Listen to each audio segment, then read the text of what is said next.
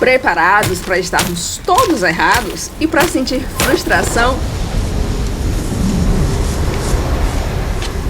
Feliz ano novo em True Detective Terra Noturna. Ah, a mãe natureza, como ela é perfeita, como ela é vingativa. Porque eu acredito que seja a mãe natureza, como a personificação, nós vamos falar disso um pouco mais adiante. Começamos esse episódio com Navarro e Danvers desbravando a caverna de gelo onde N.K. foi morta. Essa cena que abre esse episódio, inclusive é uma cold open, ela é exatamente após o final do quinto episódio, porque o quinto episódio termina ali com as duas se dirigindo para essa região aí de Ennis, e a gente abre o sexto episódio com elas finalmente conseguindo quebrar uma entrada para essa caverna ou para essa rede de cavernas. Depois de andar um pouco em um ambiente gélido que parece ser feito de plástico e que deve ser mesmo feito de plástico, aquele cenário, elas começam a ter sensações sobrenaturais, né? O que eu vou chamar de sensações sobrenaturais, aquele belíssimo frio na espinha que lhes finge que não sentiu.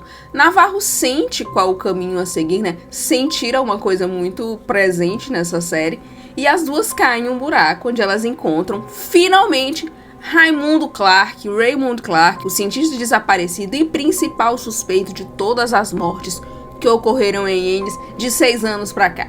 O que elas encontram também é um laboratório de pesquisa muito parecido com o de Salao e um teto forrado, sabe de quê? Veja só, ossos de uma baleia em formato espiral. Esse é o teto.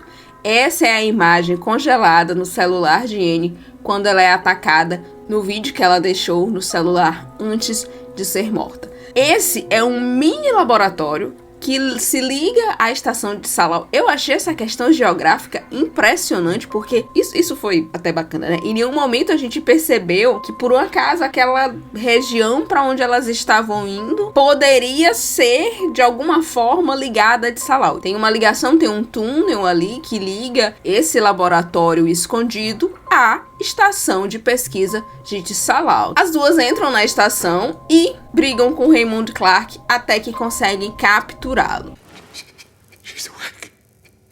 E depois de capturada, elas o torturam um pouquinho e em poucos minutos, já do começo desse finale, nós sabemos como quase tudo se desenrolou envolvendo o assassinato de N.K. Aqui nós temos uma repetição da cena em que Danvers diz para Prior que o caso Wheeler foi assassinato seguido de suicídio, enquanto as imagens do flashback contam que não. Dessa vez é Clark dizendo que não participou do ataque animalesco, diga-se de passagem, dos cientistas a Anne, que começa com Landia perfurando com uma ferramenta do laboratório que tem uma ponta estrelada, ou seja, todos estávamos errados com relação à chuteira de gelo, seguindo dos outros homens da ciência, mas as imagens mostram que, na verdade, foi ele que terminou o serviço sufocando Anne até morrer. Que é interessante a gente questionar mais algumas coisas desse relato. Além do fato, claro, de que o Clark participa do assassinato de Anne, no final das contas, é ele que realmente mata a N.K. ali dentro do laboratório escondido, não houve em nenhum momento de toda essa investigação, durante belíssimos 6 anos, a constatação de que Anne tenha sido morta por sufocamento. E uma outra coisa é que Navarro, bem no começo da temporada, ela fala assim de forma muito triste para Danvers. Ela fala: a Anne foi chutada depois de morta. Quem que chutou a Anne? Ou a Anne foi chutada enquanto estava morrendo, alguma coisa assim. Mas a gente não tem nenhuma imagem durante o relato de Clark, nem ele falando e nem nas imagens mesmo de que Anne tenha sido chutada, né? E a gente também muito menos teve na investigação durante esse tempo todo que Anne tenha sido morta por asfixia. Ou Raymond Clark estava mentindo, as imagens que nos passaram também são enganosas, ou a roteirista esqueceu desses detalhes. Mas tudo isso aconteceu porque Anne descobriu que Salao estava falsificando dados sobre poluição, mas não para que Silver Sky continuasse trabalhando de forma poluidora, mas de forma poluidora comum. Não, para que Silver Sky poluísse de forma desenfreada, enfraquecendo a permafrost para que eles conseguissem extrair cada vez mais material genético de um micro-organismo que poderia dar sobrevida à humanidade, né? Uma revelação que a gente tem é que esse estudo deu certo. Eles realmente conseguiram fazer a fórmula para a longevidade, a fórmula para burlar a morte, mas aí a Anne foi lá e destruiu todos os estudos, destruiu todas as coisas, aquele laboratório escondido, e aí eles demoraram mais 6 anos refazendo algumas coisas. E nesses 6 anos, eles começaram a falsificar provavelmente mais e mais números para que a Silver Sky continuasse poluindo mais e mais. E é aí que a gente tem a água poluída, os natimortos, provavelmente todas essas alucinações, todos aqueles animais. Bem no comecinho do primeiro episódio, todas aquelas renas se jogando do precipício, né? Depois que matam Anne e Kay, os cientistas de Solol recorrem ao pessoal da mina para encobrir o crime, e é aí que entra Hank Prior, policial, e também capanga da mina. Presas em Salal, sem energia e congelando, Danvers e Navarro vão passar ali por algumas alucinações, né? Navarro deixa Clark sair nu e morrer igual aos colegas. Um pouco depois, as duas ainda brigam por conta de Navarro estar tendo visões com o filho de Danvers, o pequeno Holden. E aí nós descobrimos em uma conversa entre elas duas que, no caso Wheeler, foi Navarro que disparou. Evangeline também resolve sair na neve, sair inclusive na tempestade de neve fortíssima que estava acontecendo. Ainda bem que ela saiu vestida, mas ela tem uma daquelas suas visões, aqueles momentos em que ela sai desse plano e entra em um outro plano, e ela finalmente ganha seu nome originário, que não é Sedna. Não, ela não é a personificação de uma deusa vingativa. Enquanto isso, Peter está na casa de Liz limpando tudo, e quando termina só sobra um dente preso na parede. Como é que um dente ficou preso na parede se o tiro foi na têmpora? Eu não sei, porque eu não entendo de anatomia e muito menos de tiros. Mas Lia chega em casa nessa hora e Prior faz de tudo para esconder ali dela o que estava acontecendo. Ele só conta que a Liz não está em casa, que ela foi resolver uma situação. Prior leva a Lia para sua casa com os corpos na mala e tudo. E ele ainda arruma tempo para fazer as pazes com a esposa com corpos na mala e tudo. Prior segue dirigindo em meio à tempestade. Ele leva o corpo do pai para Rose, assim como Evangeline disse para ele fazer. Rose não parece nada surpresa realmente com toda essa tragédia, com toda essa confusão, e ela ainda solta uma frase: essa é uma daquelas noites. A Rose parece que já viu muita coisa nessa vida mesmo. Voltando para Salal, a emoção, a tensão pela descoberta que todos os cientistas participaram do assassinato de Anne, inclusive nós sabemos que o Clark também participou, né? Isso causa tanta emoção, tanto em Danvers quanto Navarro, que elas simplesmente esquecem por alguns momentos que os cientistas não morreram em uma avalanche, mas que eles foram mortos. Inclusive, eu devo confessar que eu esqueci. Eu achava que estava tudo resolvido nesse momento, porque assim, eu entreguei minha cabeça nas mãos dessa roteirista, né? E ela faz o que ela quiser. Mas aí a Danvers e a Navarro lembram que o resultado da autópsia feito nos cientistas em Anchorage não fazia sentido algum e que alguém realmente deve ter matado aqueles cientistas. Isso elas descobrem a impressão da tal mão faltando 2 dedos, quem descobre é Evangeline, porque se a gente lembra bem, na verdade, a única pessoa das duas que reparou que a Blair tinha 2 dedos faltando foi Evangeline, não foi Navarro, porque o contato de Navarro com Blair, a Danvers mostra a espiral ali na fábrica de caranguejo, né, na fábrica de carne de caranguejo, para 2 dessas mulheres. Eu só vou lembrar agora o nome da Blair, e a Blair olha assim e fala, não conheço, mas ela teve um rosto muito suspeito, né, e essa foi a única coisa que a gente coletivamente acertou todo o mistério dessa temporada, que a Blair estava envolvida na morte dos cientistas de alguma forma. Mas a Evangeline viu que a Blair tinha 2 dedos faltando, que é a Evangeline que responde ao chamado na fábrica de carne de caranguejo, quando a Blair bate no ex-companheiro que vinha agredindo ela, né? A Blair se vinga. Então, se a gente lembra dessa questão, a gente tem, de forma muito despretensiosa, eu diria assim, e sem o peso necessário, a construção de que essas mulheres não têm medo de tomar a justiça nas próprias mãos. mãos. Elas não têm medo de ir lá e resolver as suas coisas porque elas sabem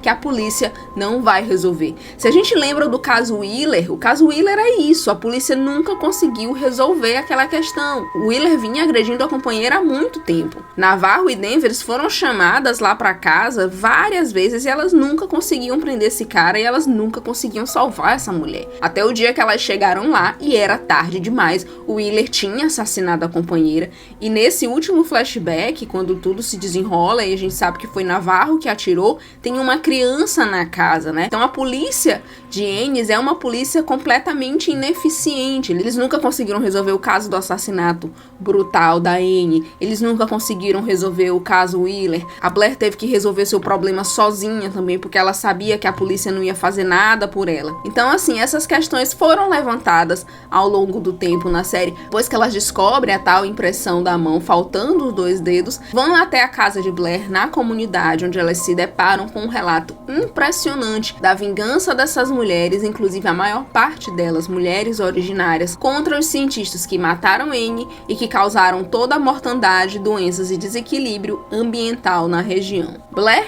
tinha culpa, isso estava bem claro, né? Como eu falei antes, foi a única coisa que nós acertamos coletivamente, mas que todas as mulheres que conheciam Anne estavam também envolvidas, foi gostoso demais de ver elas entrando em Tsalau, cercando e botando todos eles no caminhão e os entregando para a Mãe Natureza / Espírito de Anne fazer o que quisesse. E aí a gente tem a cena lá em que elas dobram as roupas deles, né? Elas realmente deram para o espírito da Anne para que a Mãe Natureza fizesse o que quisesse. Uma delas até fala, se ela não quiser fazer nada, eles vão conseguir sobreviver e a roupa deles está aqui para eles. Mas claro que não é isso que acontece. Liz e Evangeline decidem então que nesse caso o melhor mesmo é deixar a versão de Comley quieta. O episódio termina com Denver sendo entrevistada por oficiais de processos administrativos sobre as confusões em Ennis, muito semelhante ao que ocorreu com os detetives da primeira temporada. E aqui é isso. O sobrenatural existe mesmo, há uma existência após a morte, algumas pessoas podem acessar esse pós, como Evangeline, ou ser visitadas pelos mortos, como a Rose. No final da temporada, ele nos apresenta uma frase impactante de Liz: ninguém nunca realmente parte. A Danvers aqui encapsula muito dos temas e significados subjacentes dessa série. Ela nos lembra dessa existência de um outro reino que se entrelaça com a cidade de Ennis. Essa foi a temporada onde o mundano e o espiritual andaram de mãos dadas de forma muito especial. Exploramos a fé de Evangeline, exploramos as conexões profundas do povo originário com a sua cultura, como a cultura desse povo tem sido afetada. Também sugere a ideia de permanência de legado, porque mesmo após a passagem de pessoas e de instituições, esses fantasmas que assombram o mundo de True Detective Night Country, seja de forma material ou espiritual, são reflexos dessas interações entre o passado e o presente. Uma outra questão que a série levanta é sobre a ineficiência policial. É uma polícia completamente ineficiente quando precisa proteger quem de fato precisa de proteção. A polícia de Ennis, como infelizmente a maioria das polícias que a gente conhece, servem para proteger grandes empresas, conglomerados, companhias, políticos. Elas não servem para proteger quem de fato precisa. E é por isso que as mulheres de Ennis tomam a justiça nas próprias mãos várias vezes. A própria Navarro, que estava na força policial, tomou a justiça nas próprias mãos quando ela atira no Wheeler. Até porque são essas mulheres as mais atingidas. O povo originário é o mais atingido pelos mandos e desmandos da mina e pela ineficiência policial. Mas também as mulheres de Ennis que sofrem essa violência na carne, né? Pelo menos nisso a série não vacilou, né? Nós temos bem no começo, não exatamente no começo, mas claro que nós temos como o primeiro caso que liga as coisas é o assassinato de uma mulher. E aí nós temos o caso Wheeler, que é um caso de violência doméstica. Nós temos o caso da Blair, que é um outro caso de violência doméstica. E a gente nunca pode esquecer que são os corpos dessas mulheres, que é o seu coração, que é extremamente afetado com aquela quantidade surpreendente de bebês natimortos, né? Claro que tomar a justiça nas próprias mãos é algo que não deve jamais ser glorificado, mas que nas circunstâncias apresentadas na série parece inevitável. O Estado falha sucessivas vezes em proteger a população dos mandos e desmandos dos crimes da mina e dos crimes de Tsalau. Agora, uma outra frase de Danvers, também dita nesse final: algumas perguntas apenas não têm respostas, me tirou do sério. Porque sim, Liz, a gente ainda quer saber como que Clark arrumou os fios do sistema de TV, por que raios ainda era Twist and Shout tocando, porque eu também não aguento mais essa música. Evangeline foi pra onde quando simplesmente saiu andando em direção ao horizonte? Ela virou a velha da cabana, tal qual a Rose, ou aquilo é uma aparição? Qual é mesmo o sobrenome de Rose? Foi Rose que matou o pai de Rustin Cole? Clark realmente falou a verdade? Por que Clark tem uma convulsão quando as mulheres de Ennis estão se aproximando de Tissalau para se vingar do que eles fizeram com Anne? Que fim levou o eletricista que saiu de casa do nada, deixando a espiral desenhada na pedra? Porque a casca da laranja de Liz ficou uma espiral, que realmente era aquele urso polar com um olho só? E quem, pelo amor de Deus, quem que colocou a língua de Anne Kay no chão da cozinha de Tissalau? E aí, vocês gostaram deste último episódio de True Detective Terra Noturna, deste finale da série? Porque eu não gostei. Ainda que eu tenha gostado muito de como as mulheres de Ennis se juntaram para resolver a questão dos cientistas e de Navarro ter obrigado Clark a contar tudo sobre a mina, e isso faz com que ela seja fechada, esse final deixou um gosto ruim na boca, porque a série nunca deu a devida atenção a essas mulheres que seriam as reais heroínas / assassinas dessa temporada. Eles só mostraram Blair em uma tentativa pífia de repetir a construção de quem era o assassino na primeira temporada, né? Mas aqui não foi apenas Blair. E a gente tem que forçar muito a cabeça, como eu forcei muito a cabeça durante esse recap, pra lembrar todas as vezes em que talvez tenha sido um pouco ventilado que essas mulheres poderiam tomar a justiça nas próprias mãos. Taina da edição aqui. Na verdade, depois de pensar a respeito de por que ficou assim, por que não foi bem contada essa parte das mulheres, a gente tem que fazer esse esforço para lembrar que elas estavam sim o tempo todo ali nas margens dessa história, e isso estava sendo construído. O que eu entendo que tenha sido é que se focou muito no sobrenatural. O sobrenatural aqui foi importante, claro, mas se deu um peso tão grande pro sobrenatural, e claro que quando tem um negócio sobrenatural acontecendo assim, grande e espetacular, a gente vai focar muito nisso. Então, quando a gente foca muito no sobrenatural, a gente esquece das questões mundanas, né? Bem no comecinho teve mais uma questão social, assim, a questão da mina, das pessoas se revoltando. Mas enfim, deixou a desejar um pouco, apesar de que sim, eu gostei dessa temporada de True Detective. Não é melhor que a primeira temporada ainda é melhor, mas é significativamente melhor do que todas as outras.